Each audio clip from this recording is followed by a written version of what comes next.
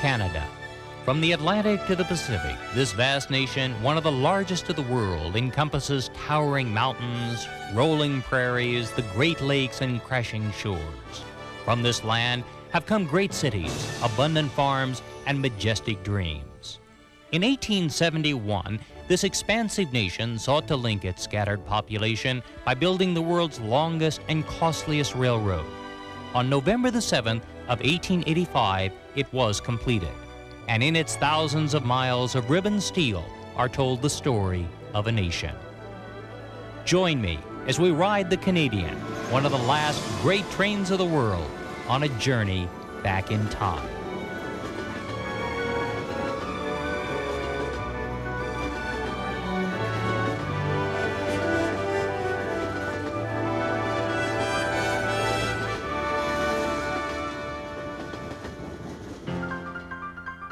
When the Canadian Parliament promised its people a railroad to the Pacific in only 10 years' time, it was done to coax the people of British Columbia into the newly formed Confederation.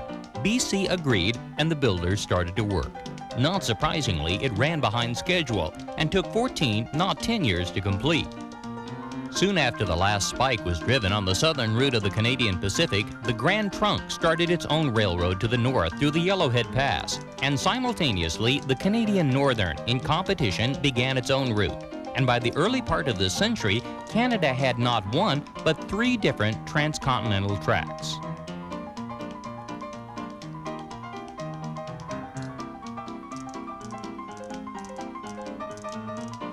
The early steam trains crossed the prairies and mountains, hauling settlers, miners, and people of the East.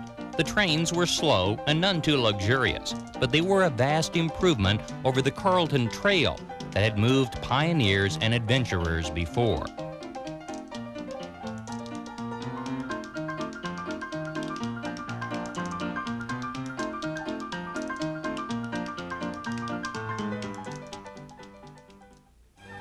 And then on April the 24th of 1955, 70 years after the first trains rolled west, the Canadian Pacific inaugurated one of the fastest and most luxurious trains of the world, the Canadian, a glittering new train of stainless steel featuring 2 observation dome cars, one with a bullet-shaped lounge, the last car on the train and the Canadian's most distinctive feature.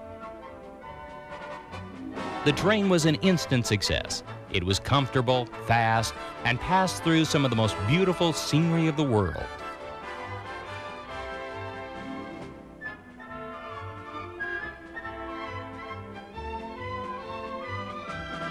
But within a few years, jets were making the 3-day trip to the west in only a few hours, and the public started to abandon the train.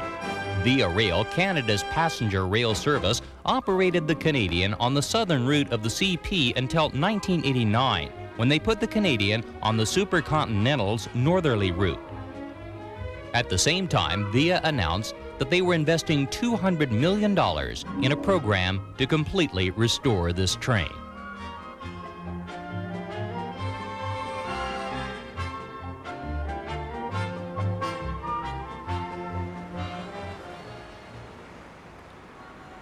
In Montreal at the Canadian National Yards, Via is working to restore the rolling stock of one of the world's great trains. Rather than to purchase new equipment, it was decided to restore the elegant stainless steel cars that were built for the Canadian Pacific by the Budd Company of Philadelphia in the early 1950s. The cars are brought into the yard and completely overhauled. The old steam heating systems are replaced with new electric components that receive their power from the locomotive. The brakes, plumbing, and lighting systems are replaced, and each car is meticulously restored down to new carpets, wallpaper, window shades, and linens.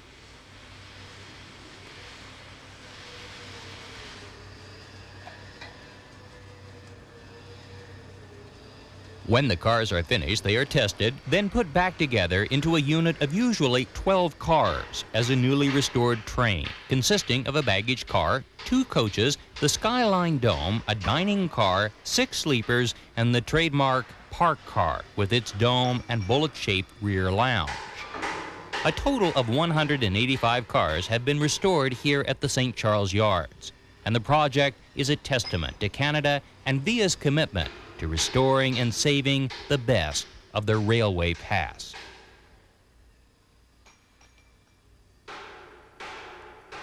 The new route of the Canadian takes the northerly route of the old supercontinental. From Toronto, the train heads around the Great Lakes to Winnipeg, then west to Saskatoon and on to Edmonton. From Edmonton, the train climbs through the Rockies, stopping in Jasper, and then proceeds on to Kamloops as it rolls towards Vancouver on the Pacific coast. The Canadian begins its westward journey in the city of Toronto. Toronto is Canada's largest city. It is the capital of Ontario and one of the truly great cities of the world. It stands on Lake Ontario, a glittering metropolis of steel and eye-catching architecture. It has a population of over 3 million people and includes 80 different ethnic groups. The UN cited Toronto as the most ethnically diverse city in the world. Dominating the skyline is the CN Tower.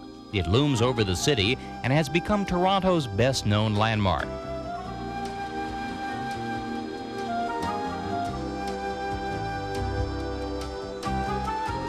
Toronto is one of North America's most active cities. The sidewalks are crowded with business people during the lunch hour, and at the end of the day, commuters use the city's extensive subway system, commuter rail services, and far-reaching public transportation as they return to their homes.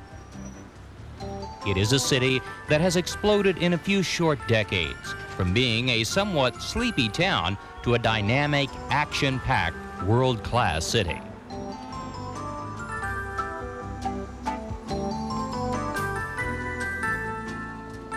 Canadian cities have done well in preserving their downtown cores. In most Canadian cities, vast indoor shopping malls have been built in the center of the downtown. The Eaton Centre on Yonge Street is one of Canada's largest downtown shopping malls. It has helped to keep the central city a vibrant center of retail trade by bringing to the people of Toronto a style of shopping that has become expected. Canada's cold winters make these enclosed cities within cities great places to shop.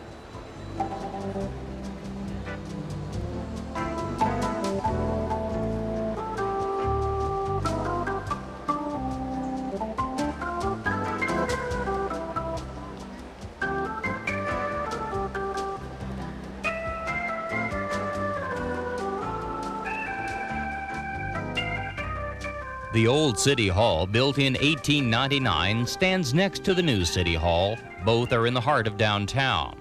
Boating and sailing are popular activities during the summer months, and ferries cross the water to the many islands that stand just offshore. Toronto was started on the site of Fort York in 1793. Against a backdrop of the city skyline, a guide demonstrates how the muskets were loaded and used against the Americans during the War of 1812. When the war ended in 1815, the long era of friendly U.S. and Canadian relations began. But we're here to board the train. Downtown, only a short distance from the lake, stands Toronto's historic Union Station, an imposing stone structure built jointly by the Canadian Pacific and the Canadian National in 1927. Across the street is the Royal York Hotel. This is Canada's largest hotel with 1,600 rooms. It was built in 1929 by the Canadian Pacific as a natural extension of their rail services. Here at the Royal York, we'll spend the night before our departure, and breakfast will be brought to us in our suite. The Canadian railroads built towering castle-like hotels across the nation that are as much a part of the railroad's history as the trains themselves. Shortly before our train is scheduled to depart, we'll call for the bellman. He'll arrive at our door and escort us and our luggage across the street into the station and take our bags directly to the train. Inside the cavernous main hall, the clock ticks off the minutes as the train is preparing to leave. On the board, all of the scheduled departures are listed, including ours, the number 1 train to Vancouver, the Canadian, Canada's transcontinental train. The ticket agents work quickly, making changes. Unlike airline agents who arrange only seats, train agents handle the berths and must sort out sleeping car problems as well. The crowd gathers, awaiting the opening of the platform by the train personnel. Meanwhile, the train has arrived from the switching yard, and the VIA personnel are busy trackside loading the train. Fuel must be loaded in both locomotives, luggage is brought to the baggage car, and the stewards are busy tidying up the bedrooms and berths. The galley staff loads the food and supplies which will be needed on this transcontinental trip to prepare meals for the passengers aboard the train.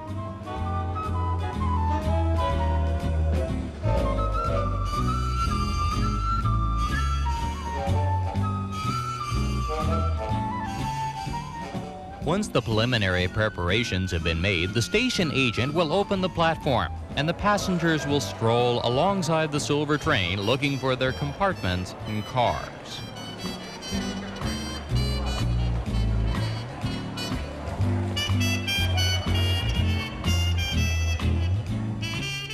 At 12:45, the conductor shouts, "All aboard!" The locomotives power up, the motors are engaged, and the Canadian pulls out of Toronto's Union Station on a journey that will end 3 days and 2,800 miles later on the shores of BC. So sit back, relax, and welcome to the wonderful world of the train.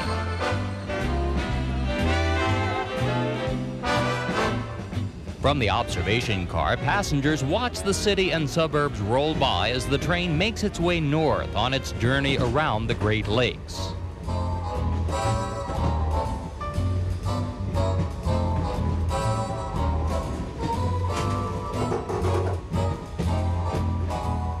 As the day goes on, passengers gather in the parked car and meet their fellow travelers. At 5 o'clock, cocktails are made, hors d'oeuvres are served, and the routine of the train begins.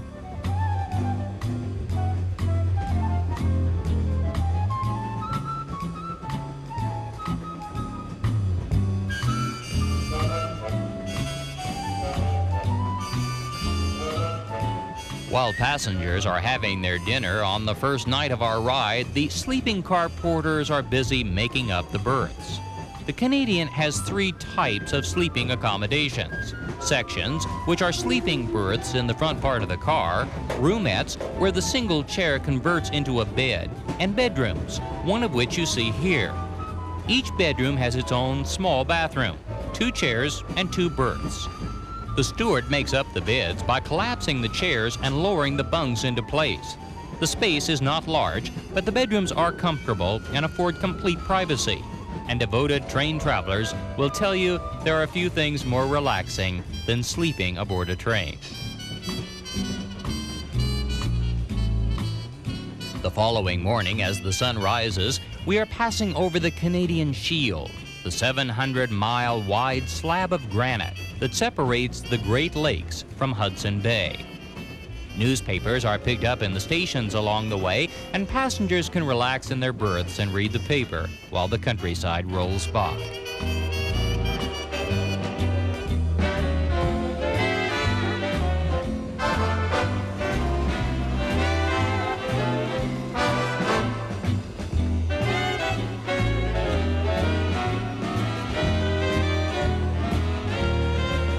After enjoying breakfast in the dining car, passengers will spread out over the train. Some return to their private rooms, others head to the Skyline Dome car to play cards. Some talk or read, while others simply peer out of the window and watch the passing scenes. The weather is unpredictable. This morning, rain rolls off the panoramic windows of the observation dome. At 11 a.m., we pull into Sioux Lookout, a small town above the Great Lakes. This is one of the service stops for the train. Here, passengers have about 20 minutes to get off and stretch their legs. The cars will be watered. Each car holds several hundred gallons of water, and at designated stops, water will be added to the tanks. The train is fueled here by a young woman. VIA Rail has been a leader in employing women in non-traditional jobs. With the train fueled and watered, the conductor will call out "all aboard," the passengers hustle onto the train, the stewards pull up the stairs, lock the Dutch doors, and the train is rolling again out over the Shield from Ontario into Manitoba as we make our way west to the city of Winnipeg.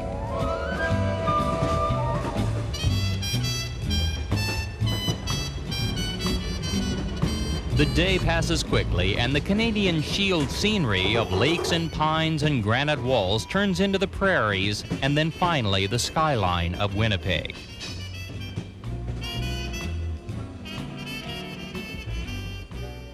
Winnipeg lies in the lower part of Manitoba.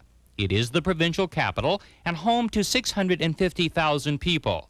It is sometimes called the Chicago of Canada, for it is the business center of the Canadian prairies.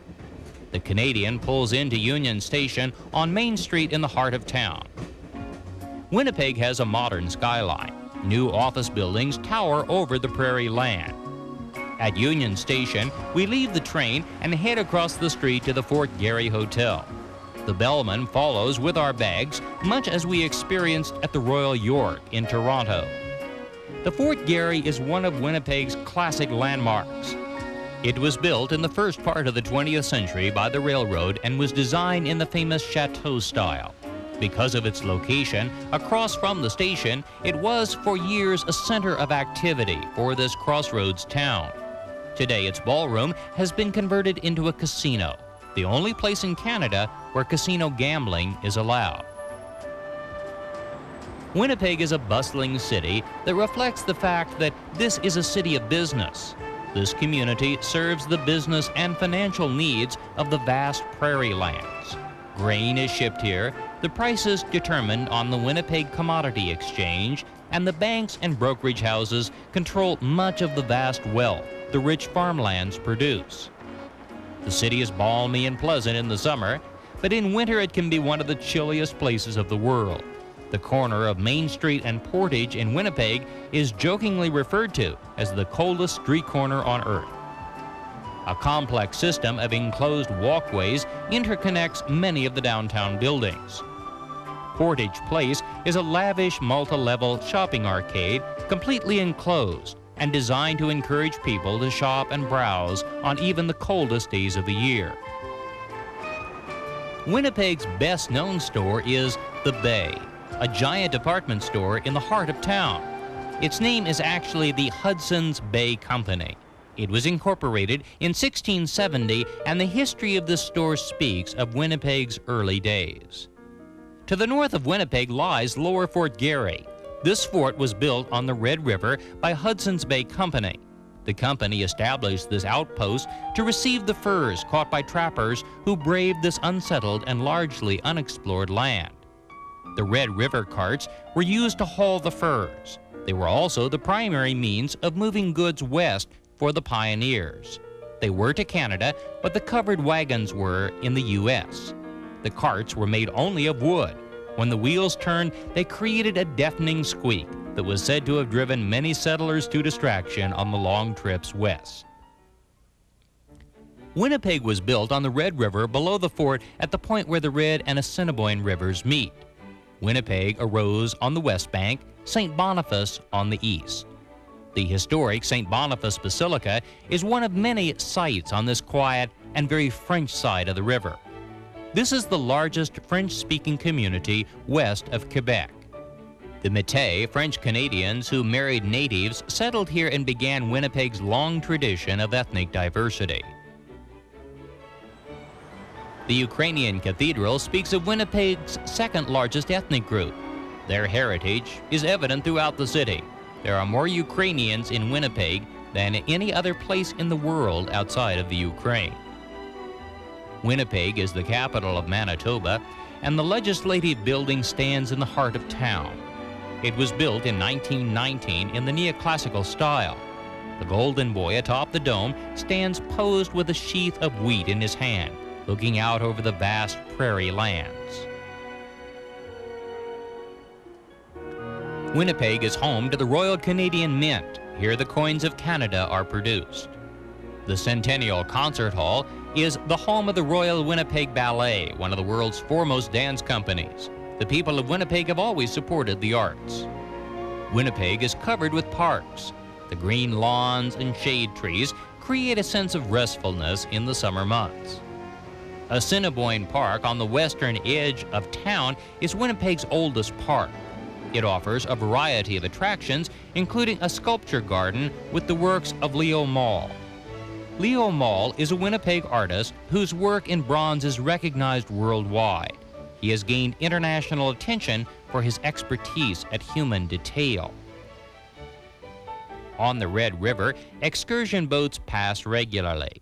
Winnipeg has always been a transportation town. Its earliest days are, like so many Canadian towns, tied directly to the fortunes of moving people and goods. Billowing clouds of smoke moving across the prairies signaled the coming of the train. The Prairie Dog Central is Winnipeg's last steam train. It operates on an excursion journey today from Winnipeg's St. James Street station out to Grosse Isle. In the early 1900s, there were many of these trains that hauled people from Winnipeg out to Victoria and Winnipeg Beach, Manitoba's lakefront towns. The locomotive was built in Scotland in 1882 and is typical of the hundreds of locomotives that traveled the Canadian rails until the end of the age of steam.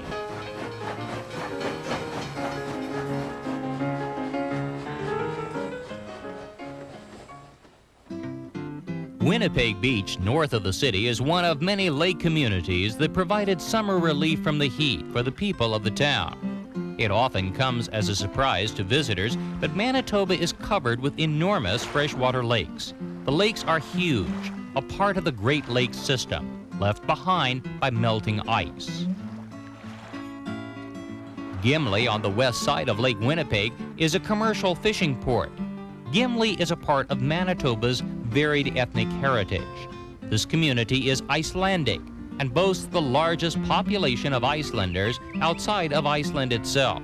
It is also the Purple Martin capital of Manitoba, and towering purple martin houses stand near the harbor at the water's edge.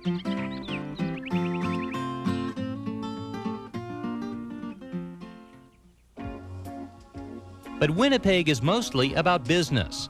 This is a town of trade. New high-rise office buildings cover the downtown streets.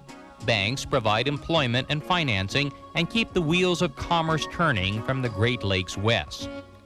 Winnipeg's comparison to Chicago is because of this, the Winnipeg Commodity Exchange.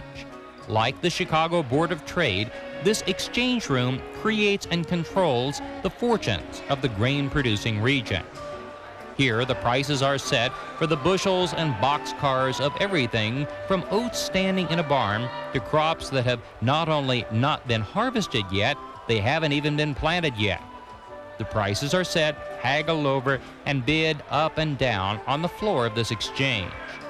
Weather is vital, and charts showing rainfall in specific regions and forecasts for the months ahead are used by the traders in making their bids. At first glance, these trading floors always seem chaotic with no point of order. But there is, of course, a highly defined system of doing things here, and at the end of the trading day, all of the paperwork is processed, and farmers, bankers, and investors across Canada will have seen the value of their assets rise or fall. This exchange sets the heartbeat of the prairie's economic health. From Winnipeg, we now head west. The Canadian leaves Union Station through the Winnipeg Yards and heads out over the prairies on a track as straight as an arrow to our next stop at Saskatoon.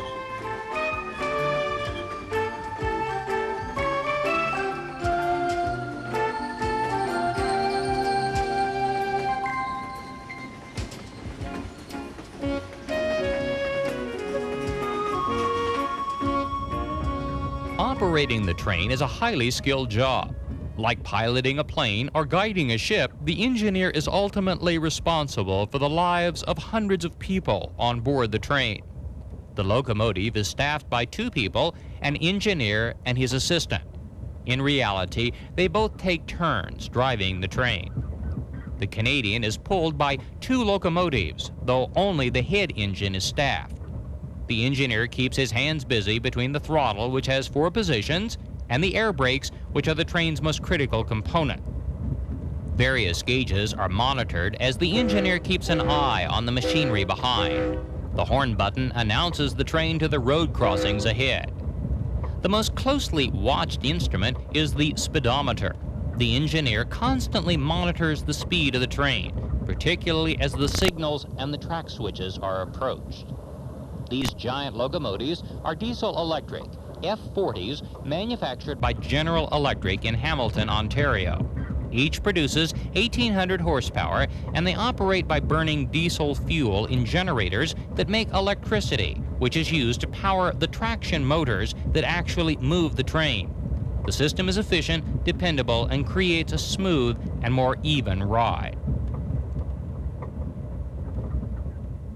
Our next stop is Saskatoon, Saskatchewan's largest city, located near the center of the province, northwest of Regina, the capital, 150 miles away.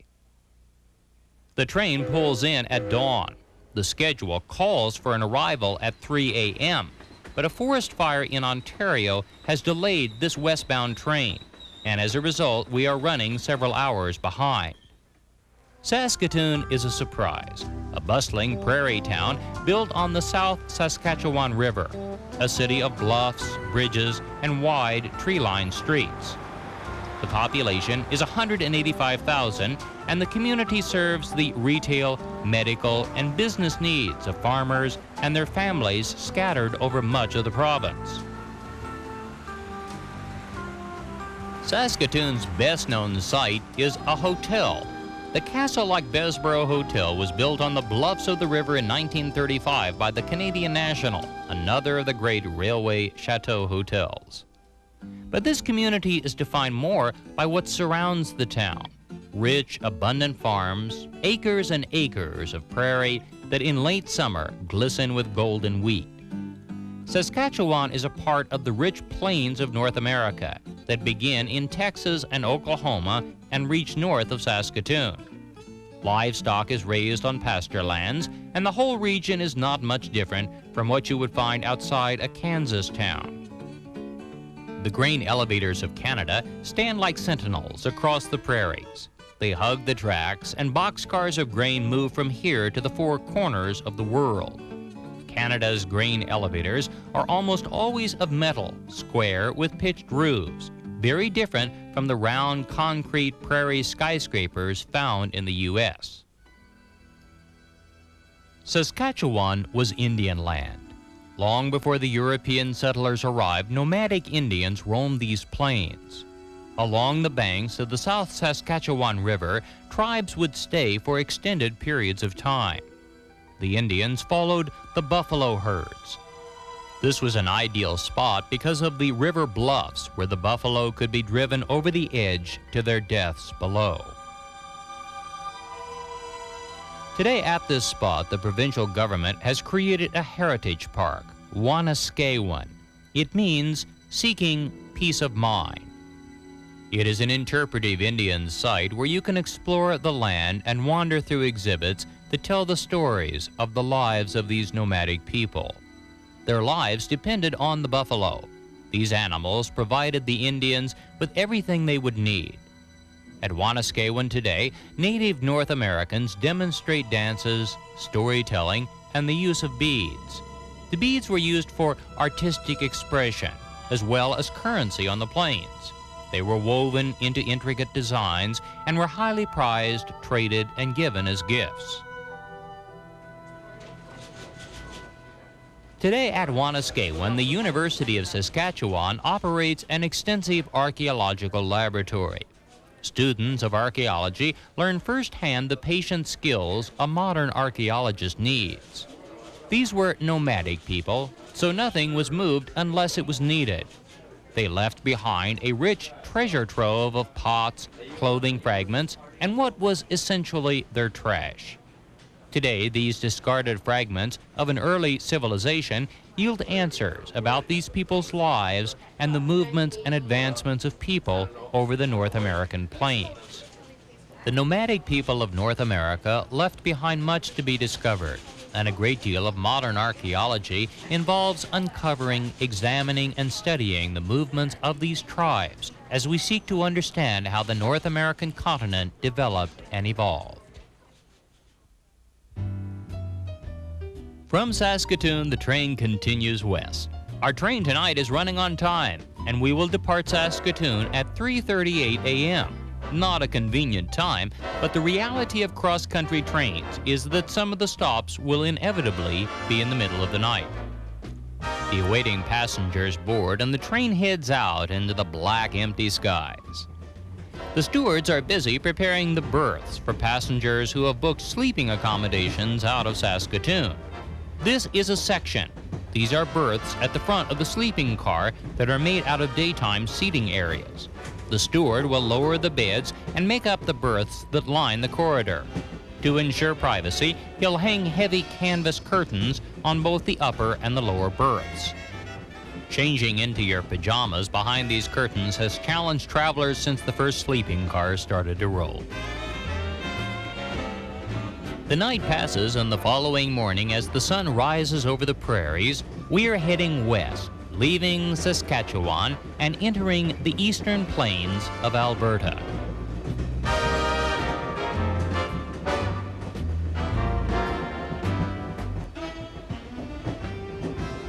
Breakfast is a great time on board the train. The smell of the bacon, the rocking of the dining car, and the chattering of the rails make for an unusual and interesting way to start your day. In the galley, the chef will flip pancakes on the griddle using balancing skills that are unique to a train. The train is filled with travelers from around the world. Young and old, couples, families, and single people all meet on board the train. The space is small, and you can't help but meet and make new friends. Families with children are always a welcome sight. What could be more magical for a child than a ride on a train? As the train heads west, the morning activities begin. Stewards roam the corridors, looking for rooms where the passengers are temporarily gone, so they can stow away the berths. In the morning, the beds are stripped and tucked away. The chairs put back out, and the bedroom once again becomes a private sitting room. This procedure of changing from a sitting to a sleeping room goes on twice a day, every day the train is rolling along. Sometimes the public areas are quiet and empty, and passengers will have the space all to themselves.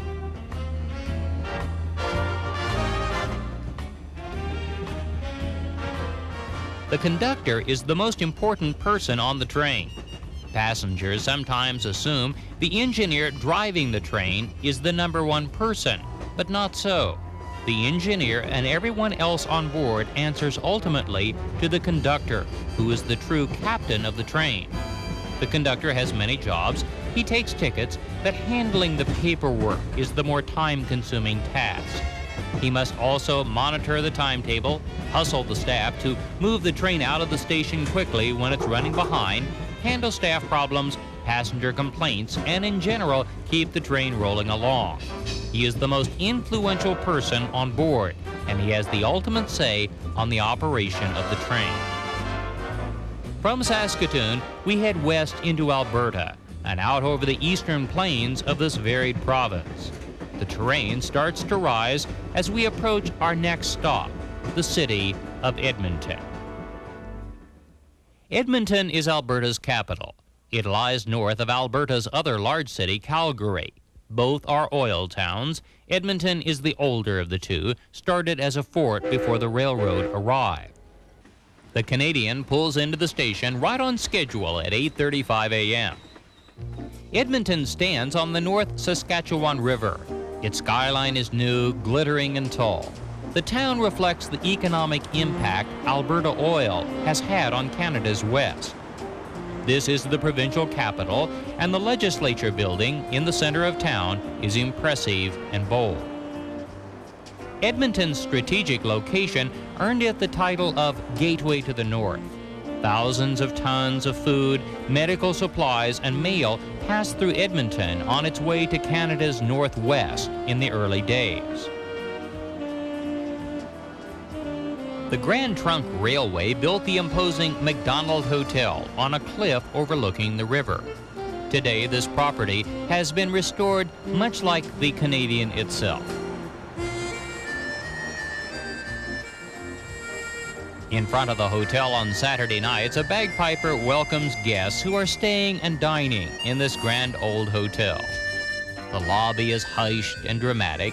Through these corridors have passed thousands of men and women of Edmonton's social and business world. On Sundays, the Mac, as it is affectionately known, welcomes Edmonton people with a lavish Sunday brunch served in the grand ballroom of the hotel. Brunch at the Mac has been popular in Edmonton since the hotel was restored. The setting is one of the most elegant to be found between the Great Lakes to the east and the Rocky Mountains to the west. 10 minutes from downtown in Edmonton's picturesque river valley is Fort Edmonton Park, Canada's largest historical park. This is a historic settlement where each street represents a different decade of Edmonton life.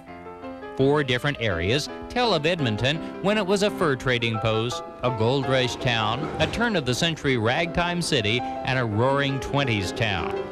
Several attractions emphasize the role of transportation. Stagecoaches, wagons, and trolleys are a part of this historical park. Here you can ride an old-fashioned streetcar, just like the type that once ran down Jasper Avenue, Edmonton's main street.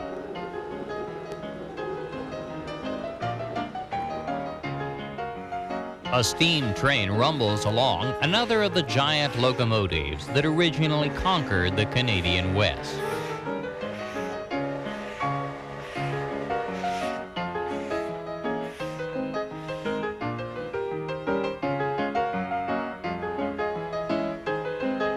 The cab is manned by an engineer and a fireman, just like the modern-day Canadian. Except on these old trains, the fireman's job was just that.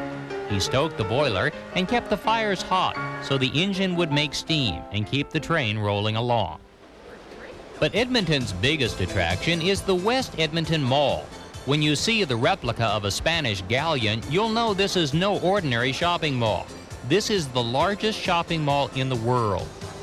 It cost over $1 billion to build. It covers 5 million square feet, the equivalent of 115 football fields. It includes 800 stores, 110 restaurants, 19 movie theaters, a zoo, an amusement park. The whole thing is staggering in its size. There is a dolphin lagoon with 4 Atlantic bottlenose dolphins, a giant skating rink open year-round, and enough attractions to keep you busy for a month. The World Water Park includes the world's largest indoor swimming pool, complete with a wave-making machine and huge water slides. It's a giant enclosed Coney Island in the Canadian North.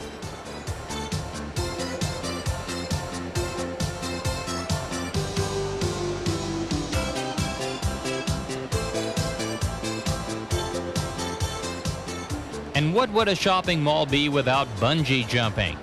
Yes, you can buy a car or a pair of sneakers and jump off of a monstrously high perch and bounce up and down.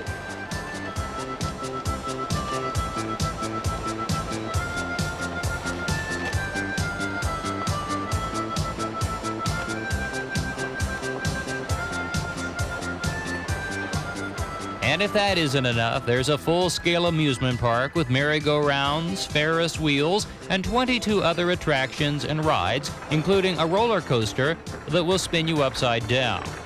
The West Edmonton Mall is unique. It's Edmonton's best-known attraction and unlike anything else in the world.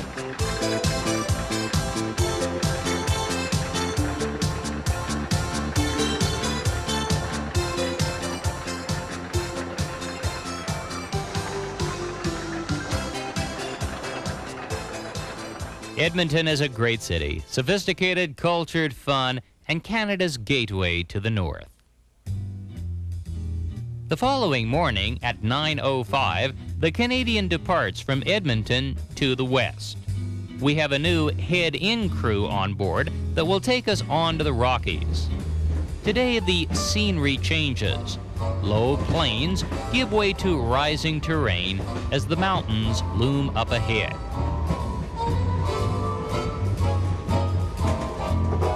We pass endless freights loaded with grain moving west to the Canadian ports. The train builds speed as we head west past lakes and valleys onto the Rocky Mountain Range.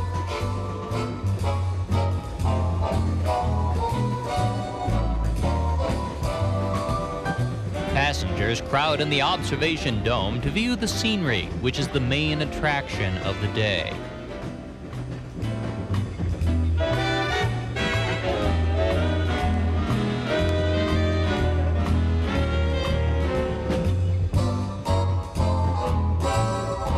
The train curves back and forth around the lakes and mountains as the land rises rapidly at the foot of the range.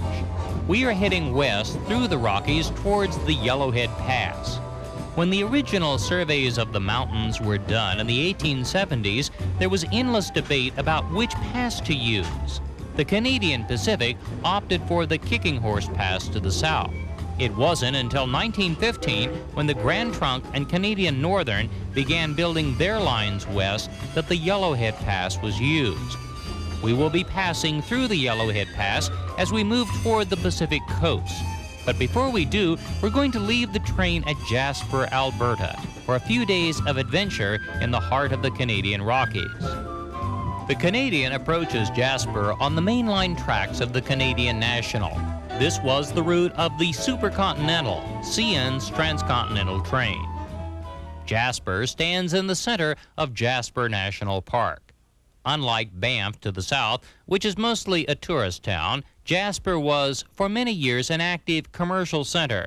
The Canadian National maintained large railroad yards here, and the town was a primary switching point as the freights were assembled to head east and west. Jasper feels like a chalet village. The architecture is vaguely Bavarian. In summer, it's very busy with travelers from around the world. Some arrive by train, others come in on coaches and by car. This is mountain country. Surrounding Jasper are some of the most spectacular mountains of the world. This is toward the northern end of the massive Rocky Mountain Range that begins in New Mexico and ends north of British Columbia. The mountains are somewhat lower than those in the U.S. Most of the peaks are between 9,000 and 11,000 feet, but the shapes are very dramatic. The spring runoff creates churning rivers that drop dramatically, creating some of the world's most impressive waterfalls. Outside of the town of Jasper stands the Jasper Park Lodge. The Jasper Park Lodge had very humble beginnings. It started out as a tent camp in 1915, begun by Fred and Jack Brewster, who were the tourism pioneers of this region. In 1921, the Grand Trunk Railroad took over the tent camp and built 8 log cabins. The setting is beautiful on Lake Belvoir, with Mount Edith Cavell looming ahead. Over the years, it has expanded into a 437-room resort. One of its most interesting features is its highly mobile room service. If you call room service here and order breakfast, lunch, or dinner, it will be delivered by a bellman on a bicycle, regardless of the weather.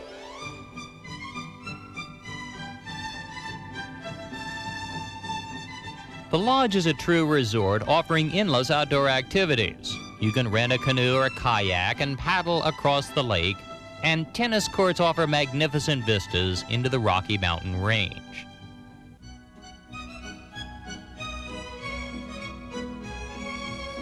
The golf course is world-renowned. Built in 1924, it took 200 men and 50 teams of horses to create.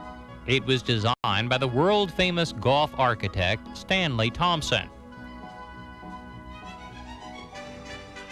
Horseback riding has been a popular activity here since the Brewsters pitched their first tents and started inviting travelers from the east. Each day, the trail masters saddle up the horses and lead people staying at the lodge on the trails around the lake, past rivers, and through valleys of the mountain range. Magnificent scenery forms a backdrop along the trails, and the experience is typical of the outdoor adventures this region provides.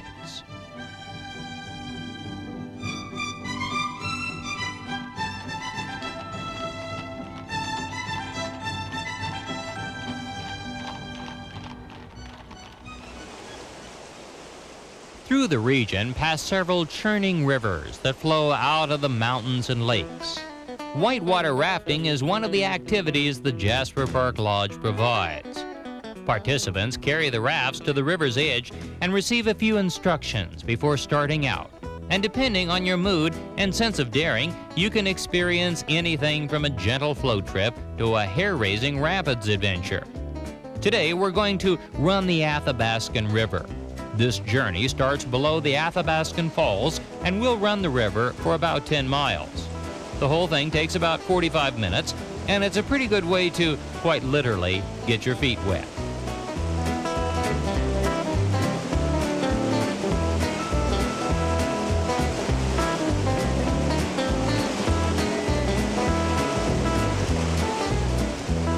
But if you'd like a bigger thrill, the lodge will take you the other direction, to the Maligne River. This is one of the Rockies' most beautiful spots. The river joins Maligne and Medicine Lakes, and when they hand you a helmet, you'll know this ride is going to be a little less calm. This is a true whitewater trip. The river is running at nearly full force, and the raft runners will guarantee you a dramatic ride. The rafts set out from Maligne Lake and enter the outflow as they start this wild river journey.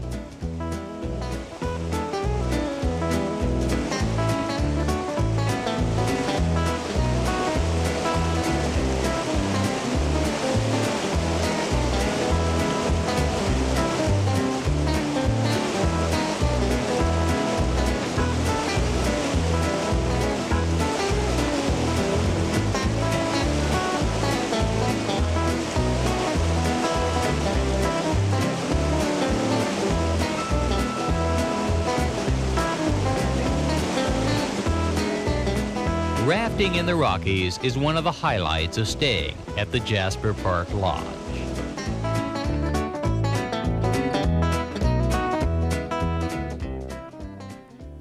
For other travelers, the Jasper Tramway offers its own thrills. This is the longest cable car in Canada.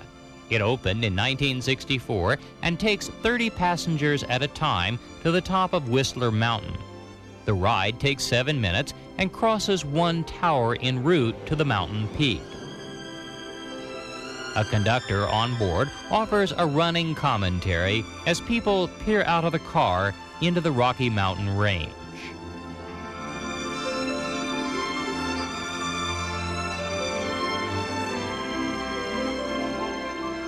At the summit, passengers leave the tram and explore the mountaintop. The giant wheels turn rapidly as the cable car makes its way back down the slope. This is Whistler Mountain. It is about 600 million years old and consists mainly of sandstone and shale. It receives its name from the whistling marmots that cover the slopes. The temperature drops rapidly, and though it was almost hot at the base, a jacket and sweater are a must up here. Even in June, when this film was shot, some snow remains. From the top, you can see 70 miles west to Mount Robeson and 60 miles south to the Columbia ice fields. It's one of the best distance viewing spots in the entire mountain range. Connecting Jasper and Lake Louise is the Icefields Parkway. It is no exaggeration to say that this is one of the most beautiful stretches of road in the world. For 140 miles, the view is truly mesmerizing, one breathtaking mountain after another.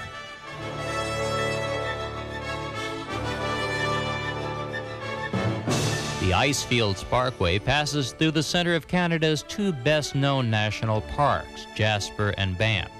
Jasper National Park includes the town of Jasper and stretches south to the Columbia Icefield. The park offers outdoor activities ranging from bicycling to camping and hiking through the range. The scenery is inspiring, the scale almost beyond words.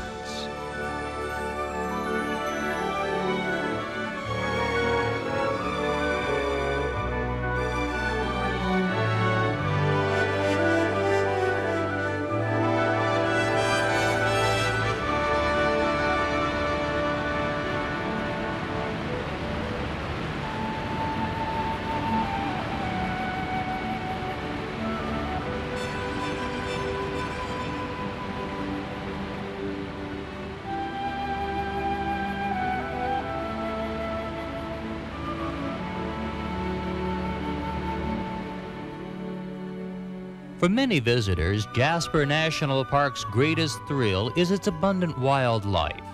Few places of the world offer such a collection of wild animals roaming everywhere you go. Mountain goats are so common, cars often have trouble getting through on the roads.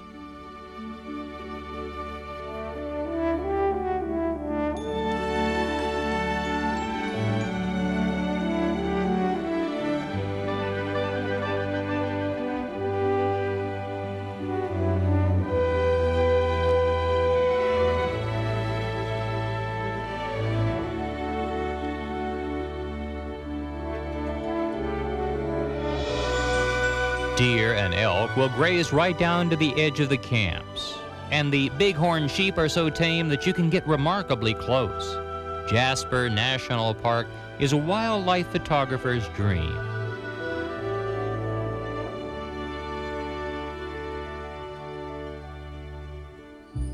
Even the bears seem unaffected by people. These scenes were taken right alongside the Icefields Parkway, with the cars buzzing by.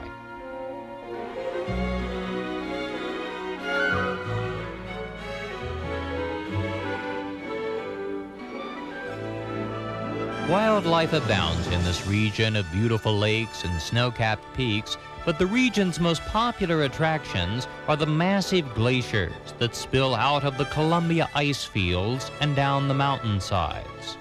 The Brewster brothers, who hold almost legendary status in these parts, built this chalet to house visitors to the Athabascan Glacier. The Brewsters developed a bus on big tires they called a snow coach. The first ones were fairly primitive, but over the years they have grown into these Star Wars-like vehicles that move people over the glacier for an adventure on the ice. This is a bumpy ride. The coach is moving along at about 4 miles an hour, and in spite of the tire size, the rocking is pretty severe. Each spring, a new snow trail has to be created. This is not a permanent road. It is always melting, freezing, snowing, and melting again. This is not a stable trail, though the ice is actually several hundred feet thick.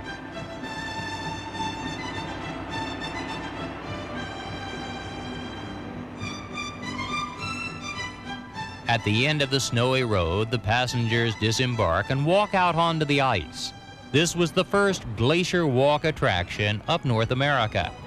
Since it began, thousands of people have had the experience of wandering out over the Athabascan Glacier that spills out of the massive Columbia ice field high overhead.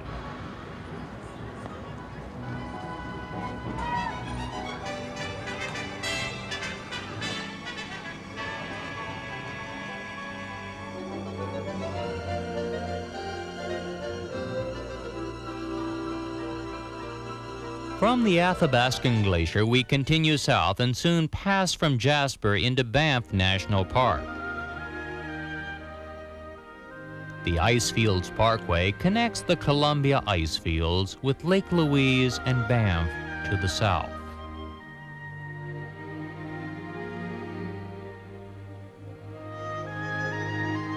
At times, the scale of the scenery, the size of the mountains, the height of the waterfalls, and the thickness of the ice cause us to overlook nature's more delicate sights.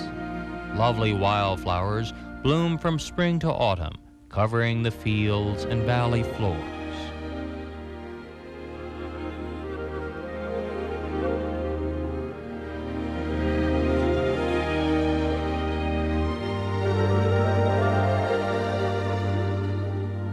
At the southern end of the parkway, we arrive at two of Canada's best-known destinations, Lake Louise and Banff. The tracks of the Canadian Pacific pass through these resorts, and for 34 years, the Canadian took the southern route, stopping in Banff and Lake Louise rather than Jasper to the north. Lake Louise is one of the most picturesque spots on Earth. It stands in front of towering mountains, glaciers pouring off the slopes. The spot is almost mystical at times.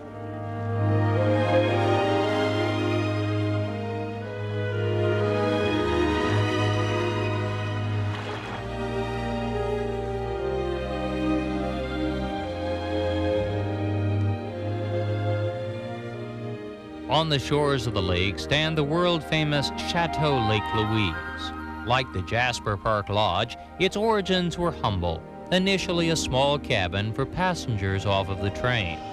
But the railroad saw the potential of this spot and erected a hotel on the site worthy as a travel destination unto itself.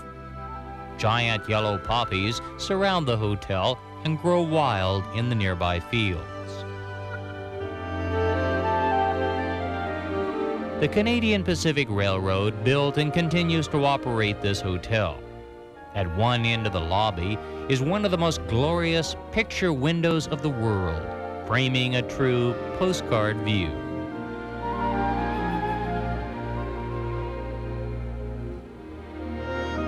The feeling inside is that of a Bavarian chalet.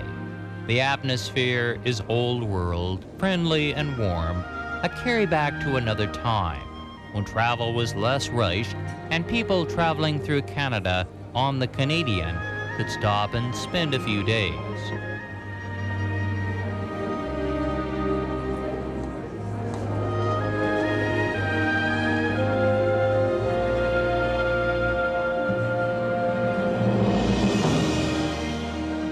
Nearby to Lake Louise is Moraine Lake.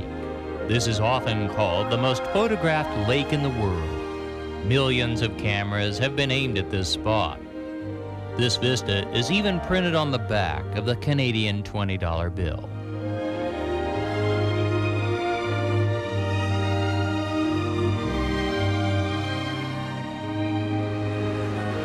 On to the east a short distance is the town of Banff. This is a charming, though somewhat commercialized spot that still does retain some of its turn-of-the-century character. Banff is best known for the Banff Springs Hotel. This colossal pile, and there is no other word that describes it so well, was built in 1888 as the first of the great railway hotels. A statue of William Cornelius Van Horn, chairman of the Canadian Pacific when the railroad was built, stands out front. A plaque is inscribed with his best-known quote, "Since we can't export the scenery, we'll have to import the tourists." Inside the hotel is an interesting collection of old silver plate off the Canadian Pacific's early trains. Much of this heavy railroad silver was used aboard the original Canadian from 1955 until 1989.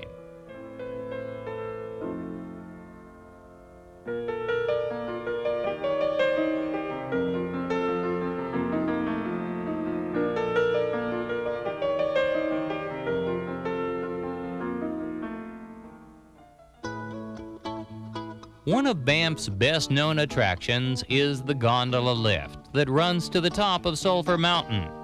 The ride offers a panoramic view along the way.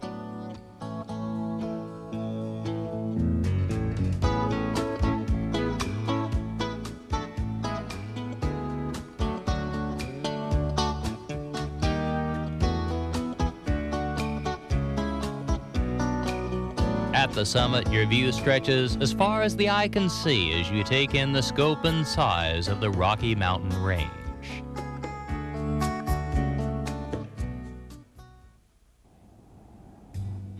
From Banff, we now drive back to Jasper, turn in our rental car, and prepare to reboard the train. At Jasper, the train is serviced, fuel is added, the cars are watered, the brakes checked, and a new engine crew is brought on board. Here, the windows are washed. 2,000 miles of travel has left more than a few dead bugs on the front part of the observation dome. From Jasper, the train now heads west toward the Yellowhead Pass.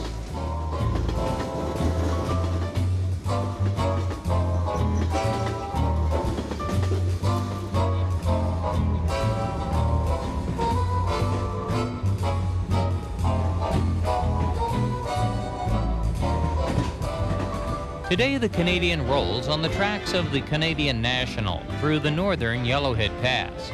But this low, easy pass was not the first one used. When the Canadian Pacific began to build Canada's first transcontinental train, nothing caused more argument than the selection of the pass. The Yellowhead was easy. It was low and the grades could be contained. The Kicking Horse Pass to the south was high and would require grades that were dangerously steep. Today, as the Canadian heads west through the Yellowhead Pass, we travel alongside spectacular scenery. Mount Robeson, Canada's highest peak, looms off to the north. Why wasn't this easy pass used? Why the difficult southern pass? It was because of the Americans. At the time, Canada's west was almost completely unsettled. There was fear that the Americans would simply walk across the 49th parallel and declare the land their own. So the southern route, closer to the border, with the difficult and dangerous Kicking Horse Pass, was chosen so the area would be settled quickly in order to keep the Americans away.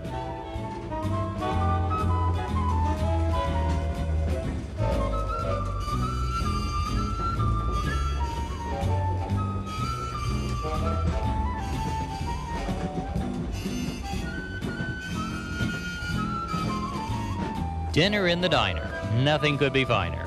An old refrain from a nostalgic song, and today it's as true as ever. Dining aboard the Canadian is one of the most relaxing aspects of this travel experience.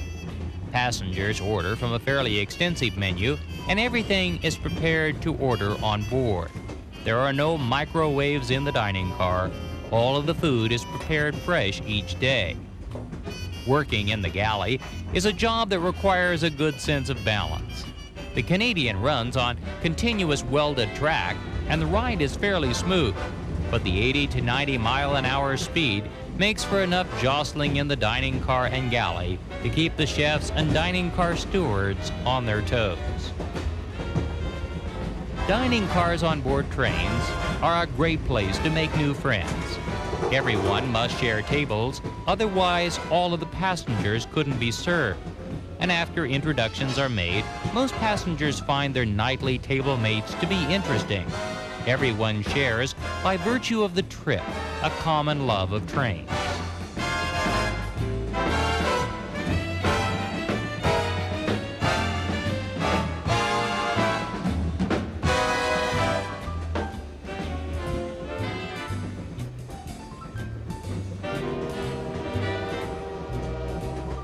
As we finish our dinner, the Canadian is heading west, coming out of the Rockies and heading out over the rolling highlands of central BC en route to our next stop, the historic mining town of Kamloops.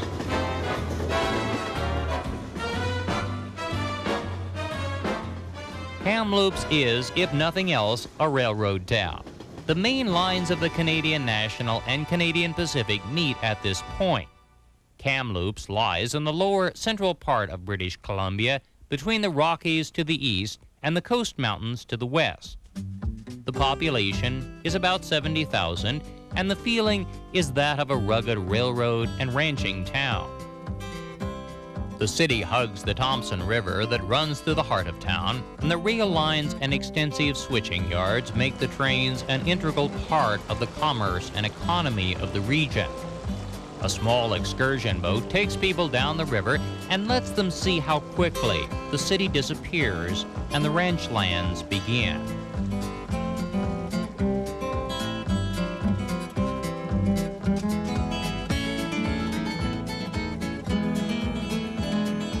This is farm country, but not quite the same as the prairie lands. Here there are rolling hills. The land is much more picturesque, and the farms tend to be somewhat smaller in their operations. There are extensive dairy operations in this part of BC, and the scenes of cattle, horses, and other livestock, as well as the red-painted barns, are typical of the interior of BC. BC's farming wealth is dependent on irrigation.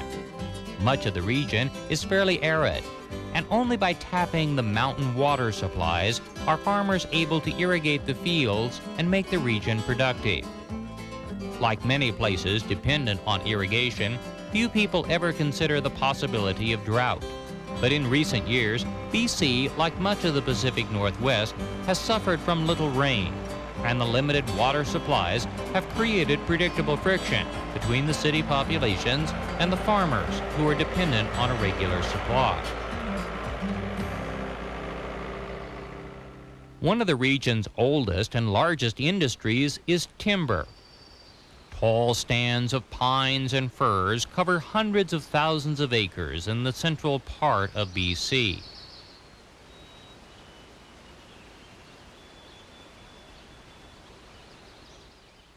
The huge logging trucks can be seen throughout this part of the province. They are on their way to sawmills and pulp mills, which are the largest employers in central BC. Logging is controversial. No one would argue that lumber is, of course, necessary. In spite of all of today's modern materials, lumber is still used in great quantities to build our homes. The resource, unlike fossil fuels, is renewable. But how that resource is managed gives room for many different environmental views. Here the argument is over clear-cutting. It is still done, but in more limited degree. BC is trying to manage environmental concerns against economic and human needs, and the dilemma inevitably leads to dissension between opposing sides. The pulp industry is one of the region's leading employers, but it is also a source of environmental concern. Canada is ahead of the U.S. in managing its ecological matters, but the further north you go, away from the border and the population centers, the more lax the standards become, and Canada is by no means without environmental concerns. A short distance from Kamloops, the scenery changes. To the south, beautiful lakes offer activities for people from throughout the Northwest. Through the region runs the Trans-Canada Highway, Highway Number 1. It stretches across the country. It is mostly two-lane. Canada has less four-lane cross-country highway development than the States.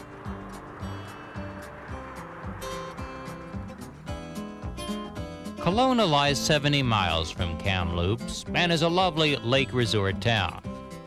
A modern outdoor sculpture stands beside the lake. It's the symbol of Kelowna and quite an impressive sight.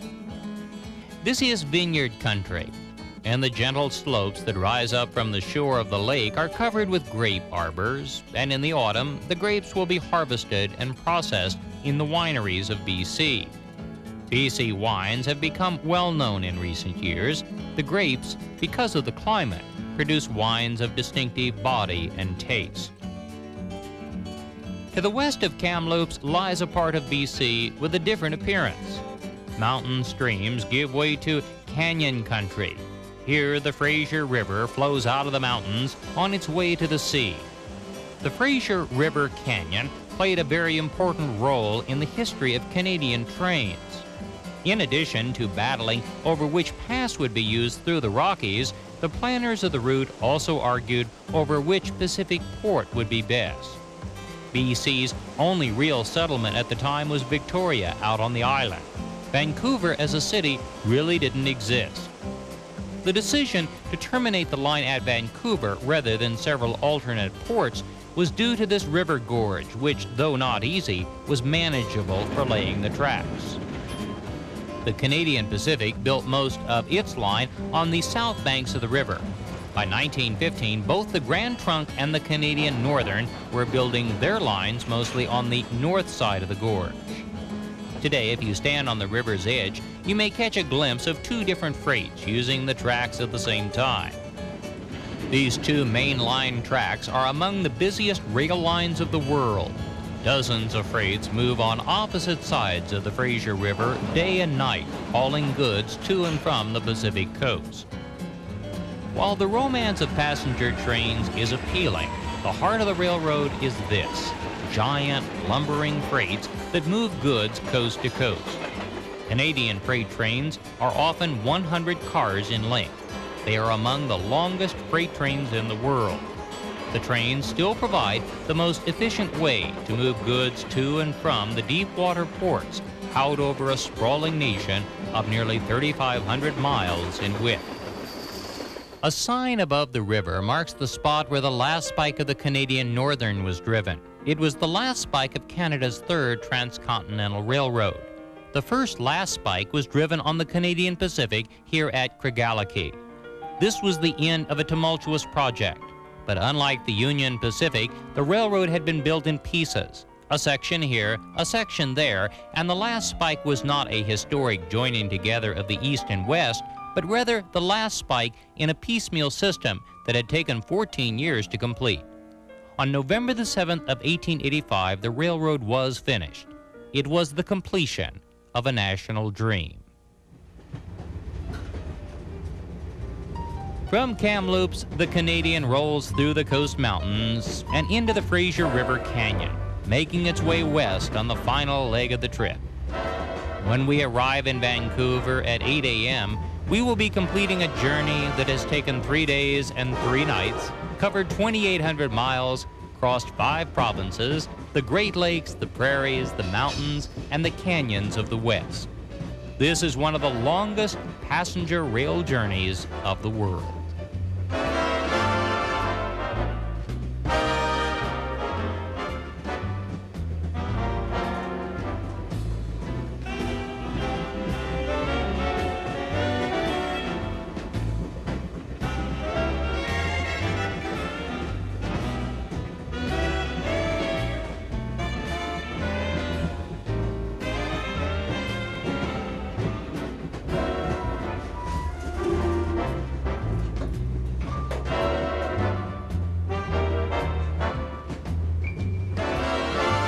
We are now arriving in Canada's most important western port, Vancouver, a sparkling city surrounded by water and mountains, temperate and home to 1.5 million people. The Canadian approaches from the east on tracks that lead directly into Vancouver's Main Street Station, a great old railway station built in 1919. Here the passengers leave the train. We are at the end of the line. People pass through the station, onto the central clock, a fixture in any rail terminal, and emerge in front of the station, ready to explore the town. Vancouver is Canada's great West Coast city. It is a modern city. Almost everything is new. It began its explosive growth in only the past 30 years. It is Canada's link to the Far East, and the population includes large groups of Asian immigrants. The Hotel Vancouver stands in the heart of town. It is one of Vancouver's largest hotels and one of the last of the great railway chateau hotels to be built. It is impressive and gracious and still a center of activity in the heart of Vancouver. This is a world-class city. It boasts spectacular new architecture, a vibrant economic base, culture, recreation, a high standard of living, and compared to other cities of similar size, urban problems that are manageable and not out of hand. The population represents a mix of everything Canada has to offer: immigrants from Asia and Europe, and Canadians who have moved here from the prairies and the east, some for the mild weather, others for culture or jobs, and many for just the excitement a city like this provides. The Granville Street Bridge passes over an island almost in the center of town. This is Granville Island. For years, it was purely industrial, filled with warehouses and the shipping trade. Today, those businesses still exist, but developers have also created shops, markets, entertainment, and endless restaurants and cafes. This is one of Vancouver's most popular spots. It has become an active center for street entertainers and musicians, and many people of Vancouver will make their way here on Saturdays and Sundays to buy fresh food and fish at the public market on the pier. Vancouver began here in Gastown, a turn-of-the-century part of town that began to develop once the railroad arrived. In the center of Gastown is a historic town clock, the steam clock. It operates by, of all things, steam, city steam that is pumped under the streets as a public utility. The clock, pendulum, and weights are powered this way, and 4 times an hour, the chime sounds using wheezing old steam whistles. It's a curious attraction and very interesting to watch. Canada Place stands on the water next to the old Canadian Pacific Station. This is a sprawling new pier that was built for Vancouver's Expo and today acts as the terminal for the nearly 24 different cruise ships that sail from Vancouver to Alaska during the summer months. The ships sail west through the harbor and under the Lions Gate Bridge. This suspension bridge is one of Vancouver's best-known sights. It links downtown with all of the communities on the North Shore. It is one of Vancouver's busiest thoroughfares. The road over the bridge passes through the center of Stanley Park. This is Vancouver's best-known public park. It is only minutes from downtown and is filled with people on weekends enjoying the outdoors. There are marinas, bike paths, jogging trails, and lots of different things to do. The park's best-known attraction is a colorful group of totem poles. These brightly colored totems have stood in the park for a very long time. They are authentic and represent various Indian tribes scattered throughout BC. The figures on these totem poles represent families, events, and the leaders of each clan. They do not, in most cases, represent gods or spirituality. They were carved to record the stories, the heritage, and the history of a people, not as idols of worship, which is commonly thought. The Canadian terminates in Vancouver, but Victoria, BC's capital out on Vancouver Island, has a strong connection with Canada's original transcontinental train. When British Columbia was being enticed into the newly formed Confederation, Victoria was the only settlement of any size. The planners of the railroad wanted to build the train to operate to Victoria by loading the train onto ferry boats, as is common in Europe. The plan was never carried out, and today Victoria remains unconnected to the main line of the train. Victoria today is Canada's most charming city. It is more English than London, and its sense of grace and ease are world-renowned. This is the capital of British Columbia, and the legislature building on the water is famous for the Christmas-like outline of lights that glow across the harbor each night.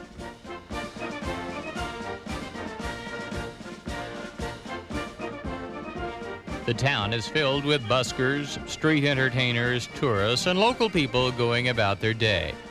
Carriages move visitors through Victoria, and the overall feeling is like that of being in an English seashore town. Victoria's best-known gathering spot is the Empress Hotel. This is not just a hotel, this is a BC institution. It was built by the Canadian Pacific shortly after the turn of the century, anticipating that the train would eventually deliver passengers directly here. This never happened, but the hotel was an immediate success. The Empress is most famous for tea. Tea in the lobby of the Empress at 4 o'clock goes back to the earliest days of the hotel. It reflects its English traditions and continues as popular as ever today. The quiet background sounds of clinking silver and animated conversation create an ambiance like that of the early trains, when travel was more leisurely and less rushed, a time when travel was to be savored and enjoyed.